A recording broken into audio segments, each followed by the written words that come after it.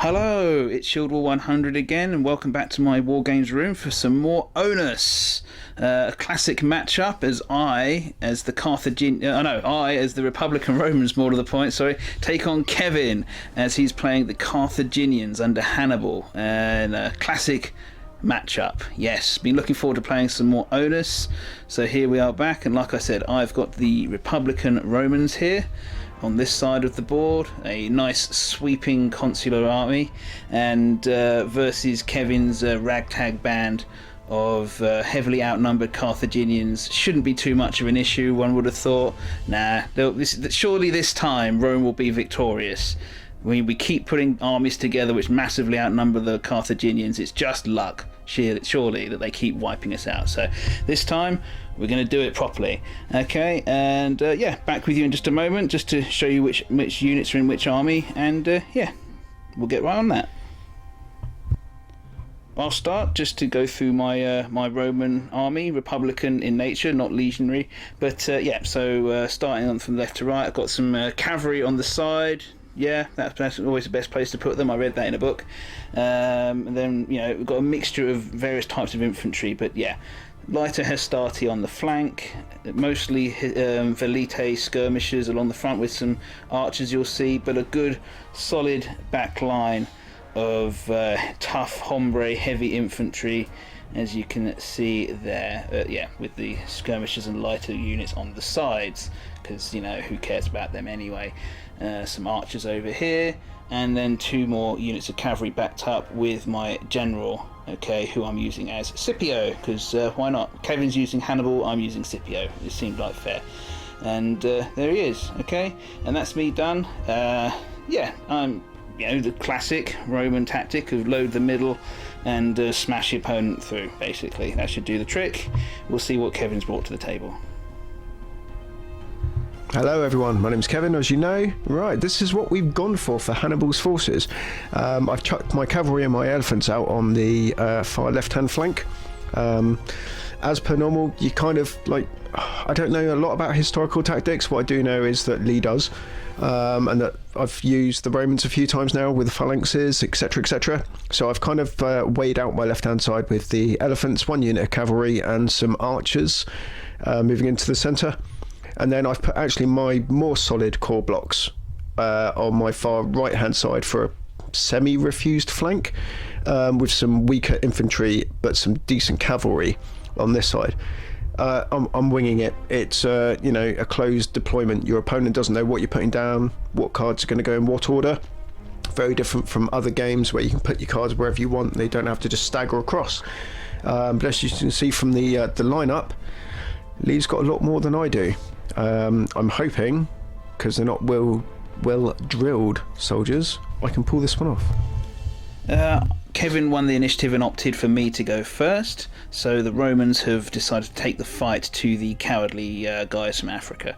Right, so I played mobilization for my card. I didn't play any more, could have done but didn't, just to get 7 units going, and just decided to move forward some skirmishers, edge the archers forwards a bit, and the 2 units of triarii as well, because they need all the help they can get to get up the pitch. So yeah, there we go. No shooting at this point. Very nice simple turn, but yeah, over to the Carthaginians. Activations went pretty well, to be honest. Archers knocked off a point over on one of Lee's units. Some slingers over here knocked off a point over there, but the real kind of gravy, if you like, was my cavalry. So I got to choose one of my units, activate them, and all units within 3 spaces of that get to activate. So I used my little Punic phalanx over here with Hannibal resting in it, and I used double time to combine with that order so that I could get +1 move and even charge. So when Lee in the first round was like, no, I'll just move over here and be out of range, we went crashing in. Yep, pulled a random card, no quarter, so it was double round of combats, 4 on Lee's unit, 3 on mine, and dead, which is one of those lovely cards that's going to be given to me. Hopefully it's going to have a nice high number, like a 2 or a 3 on may not. But I've also left these guys like massively exposed in front of Lee's entire battle line. Yeah. And I've got some stuff to back it up with that may get there in a few turns. Very much depends if I'm realistic on what I'm going to draw. Yeah, let's hope I can activate some more units soon. Right, my second turn, activation, whatever you want to call it. I just able to play some general's orders to get everyone moving around Scipio on my right hand flank here. So it's kind of started to sweep forwards, a bit of manoeuvre, a bit of fanning out into a longer battle line, etc., where we need to. The general's repositioning themselves more centrally to have more effect in the middle. And the archers went as well. I'm bombing these velites forward to try and get to javelin range of Kevin's archers to annoy them profusely, hopefully. And yeah, the archers opened up with their bows on the Punic phalanx, but thanks to a judicious take cover card, there was no damage done whatsoever this turn, so it'll be back to the Carthaginians. Wow, that was a great round for me, I'm not going to lie. Started off by a card that moves absolutely every unit in my battle line, which is fantastic. I didn't move everything, but everything shuffled a little bit. So cavalry came running forward, elephants come running forward. I had 2 units of archers down here, if you remember correctly. If you inflict 1 or more wounds to an enemy unit, place a no officer marker on that unit. So this unit started to suffer quite quickly. Second group, as the random event, was accurate shots, and it just tabled that unit straight off. Don't need him no more, thank you very much. Moving across, we have got infantry. Infantry do double damage and came to like 1 wound. Everyone else on this flank started shuffling because we're getting into a point now where if I don't get close, then nothing's going to happen, but if I stay too far away, I'm dead. The Numenorian cavalry came smashing into the side of the Sagittari. We had break the line, so the loser of the combat takes morale check with -2 to it. Barreled in, I took 3, I think Lee took... No, I did nothing and you did nothing. 2 to me, and it was enough to break my unit. Yeah, which is great. So Lee's unit is broken. Couldn't have asked for more from that turn, to be honest. I've still got some cards to play, but I'll save those for next turn. Okay, Romans just had a reasonable activation. Playing by the gods to activate my entire army, and that was a big one to explain. As you can see, it's a bit of a mess. So all across the front, the Roman units have leapt into action to engage. As you can see, my cavalry is bombing it up the pitch. My Hastati charged into the Balearic slingers. All sorts of things going on. The Triarii attacked the side of the Numidians. So we'll go to the cliff notes, basically. Yeah, in the middle, the Velites moved up, javelined these Lusitanian infantry very successfully, breaking them, causing 4 points of damage with some accurate shots. The Hastati over here slammed into the Balearic slingers and got murdered for their trouble, but hey, they did some damage on the way out, so I'm gone. It's another unit of mine down, another 60 points worth. The Numidians, however, died horribly to the veteran Triarii, and yeah, that's 170 points worth of victory for me, so I'm winning so far. If we take kills. Special horseshit. Yep, that was great. So carrying on though, yeah, a whole bunch of stuff happened over here, but generally speaking, I moved into javelin range of the elephants. A whole bunch of bullshit happened here, this one. Elephant shit is bigger than horse shit. It is, yeah. First of all, I played luck so I could double the number of dice I rolled to hit, and then Kevin played range support so he could shoot back, and then the wind changed just at the last minute, so I javelined my guys next to me. And then then in his ensuing, javelining me back, he caused 3 points of damage. It's just so mean. So yeah, that did that for my own shooting. Me taking half my unit's worth of damage is kind of depressing. So I moved across to the Hastati, who threw their javelins with some luck at the elephants here, and managed to cause a point of damage and kill an officer elephant. Whatever that means. Still only counts as 1. Yeah, still only counts as 1, but it's a good one to get, so because that will reduce those elephant stats quite heavily for the rest of the game. Finally, the big one was my Equites slammed into the side of the Punic cavalry. I played veterans and elites, hoping this side charge would give me a nice, healthy combat advantage. It was not to be. I still not being professionals really hit me hard in this one because I kept rolling ones and only did 2 points of damage to Kevin. Whereas the Punic Cavalry didn't fail a single dice roll, caused 4 points to me, and yes, that was not so much fun. Not so much fun for the Romans, but we are engaged all along the front line. I have numbers, and attrition will hopefully eventually favour me, and yeah. A nice plan for Fluke. Yeah, but Kevin has this plan of Fluke on his side, so I can't rule that out, unfortunately. So works in gaming, works in retail management, works in the councils. Yeah. Works for everything. So that's that. We're now heavily engaged across the entire front, and hopefully that will work out in my favour for me. But we'll see what Kevin can pull off now. Okay, we committed. I'm leaving myself with like the one card that I've just redrawn because I've expended my entire hand. So Punic Cavalry up against Lee's Cavalry. That was a win. Woohoo! That unit's been wiped out. It's going to give me 110 points. It's basically now going to draw us even as far as points are concerned. Pretty much. The 2 units of elephants have barreled in and did some, well, as you can see, some proper ass or hoof kicking, stump kicking, foot kicking, elephant's foot kicking. Well, they're not kicking themselves; they're kicking ass. Yes. Yeah. Oh yeah. But yeah. So we gave everyone a bit of a squishing, which it sounds like a great thing, but when you're a 250 point unit against a 50 or 60 point unit, it's kind of expected. And let's then be honest. Unstable ground comes up, which breaks you, even though you won the combat. Yeah, Nice. yeah, that was great. Love those random factors. The one thing about this game actually that really kind of I enjoy but hate at the same time is the fact that you engage yourself in a combat or some sort of shooting action where you put the odds in your favour and then you just flip some random card off the deck and it's like, and you can't do it. Or you shoot yourself. Or you shoot the next nearest unit. It's frustrating, but I get it. You know, there's got to be like this fog of war kind of thing going off. Oh yes, and over in this corner, so Punic Cavalry versus, was it Hastati? Hastati. They Hastatis. charged the Balearic slingers into me, and yeah. And it was a great plan. It worked. Yeah, we did some damage, and that's all I could have really have asked for. I think you got to throw javelins at me before I got in. To throw javelins before we went in, but it was to no avail. No dice rolled high enough to cause any damage, and my unit took a bit of a lump out of it. But again, another one of those random events that all of a sudden they have javelins, they can throw javelins. And I like that. I like the random factor to this game. So at the moment, the battle lines are still pretty good. Yeah. I've only got one card for next round though. Let's hope we can make some orders.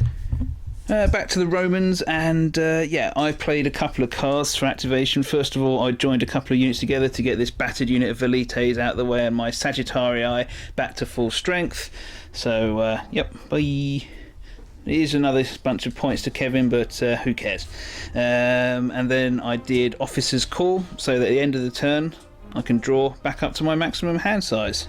And that should hopefully be a long-term benefit for me. So no units actually activated properly this term, so it's just around the combat. So unfortunately for these Hastati over here, the elephants ate them. And that's, yeah. Meanwhile, over here, the other Hastati who'd been engaged by the Punic Cavalry were also eaten.